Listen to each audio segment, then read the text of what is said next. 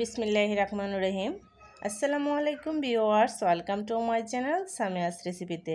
আশা করি সবাই ভালো আছেন। দূরে এবং কাছে যে যেখান থেকে আমার এই ভিডিওটা দেখছেন সবাইকে জানাই আন্তরিক অভিনন্দন ও ভালোবাসা। আজকে আমি চিকেন দিয়ে আপনাদেরকে একটা মজাদার বিকেলের নাস্তা রেসিপি করে দেখাবো। আশা করছি অবশ্যই আপনাদের ভালো লাগবে। যাদের কাছে রেসিপি ভালো লাগবে তারা অবশ্যই পেজ ফলো করে আমার পাশে থাকবেন। আপনারা অবশ্যই আপনাদের বাচ্চাদের জন্য বিকেলের নাস্তায় এই রেসিপিটা ট্রাই করতে পারবেন। তা আজকে আমি এই রেসিপিটা কীভাবে বানিয়েছি তা আপনাদের সাথে শেয়ার করে নিচ্ছি। প্রথমে আমি বানিয়ে নেব চিকেনের পুরটা। তার জন্য নিয়ে নিলাম এখানে পেঁয়াজ বেরেস্তা, স্বাদ মতো লবণ, হাফ চামচ মরিচের গুঁড়া, কাঁচামরিচ কুচি, হাফ চামচ জিরের গুঁড়া, হাফ চামচ গরম মশলা আর হাফ চামচ হলুদের গুঁড়া, সিদ্ধ চিকেন আর সিদ্ধ আলু। এখন সবগুলো উপকরণ মিশিয়ে আমি হাত দিয়ে ভালো করে এটাকে মেখে নেব। এই রেসিপিটা তৈরি করা খুব সহজ এবং অল্প উপকরণে অল্প সময়ে তৈরি করা যায়, খেতে তেমনই সুস্বাদু। আপনারা অবশ্যই বাসায় ট্রাই করবেন আর কমেন্টে জানাবেন খেতে কেমন হয়েছে। এখন আমার এই পুরটা মাখা হয়ে গিয়েছে, তা আমি একটা সাইডে রেখে দেব। তো এই রেসিপিটা তৈরি করা খুব সহজ, যে কেউ ইচ্ছে করলে করতে পারেন। এখন আমি এই নাস্তাটা বানানোর জন্য নিয়ে নিলাম সমোসা শিট। এই শিটগুলো আমি নিজেই তৈরি করে নিয়েছি, তারপর আমি এটাকে কেটে নিয়েছি। তো এইভাবে প্রথমে একটা শিট বিছিয়ে নেব, তারপর আরেকটা শিট এভাবে দিয়ে দেব। তার উপরে আমি দিয়ে দেবো চিকেনের পুরটা। তো চিকেনের পুরটা খেতে এমনিতেই খুব সুস্বাদু হয়েছে আর এই নাস্তাটা তো খেতে দারুণ।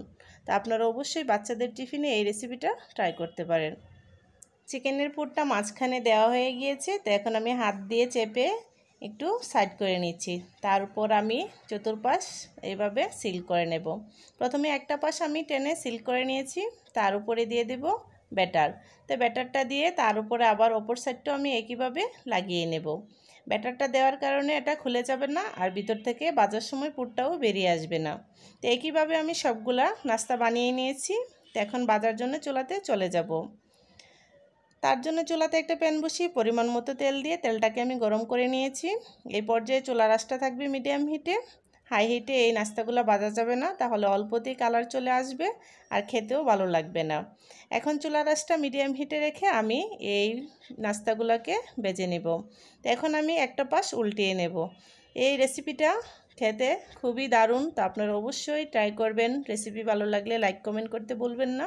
তো এখন আমি একটা পাশ উল্টিয়ে নিচ্ছি, তারপর আবারও আমি আরেকটা পাশ উল্টিয়ে নেব। যখন খুব সুন্দর একটা কালার চলে আসবে তখন আমি নামিয়ে নেব। তো একইভাবে আমি সবগুলো নাস্তা ভেজে নেব। এই নাস্তাটা খেতে খুবই দারুণ হয়েছে, অল্প উপকরণ অল্প সময়ে এটা একটা চমৎকার রেসিপি, তা আপনারা অবশ্যই ট্রাই করতে পারেন। এখন খুব সুন্দর একটা কালার চলে এসেছে, তো এখন আমি নামিয়ে নেব। তারপর বাকি নাস্তাগুলো একইভাবে ভেজে নেব।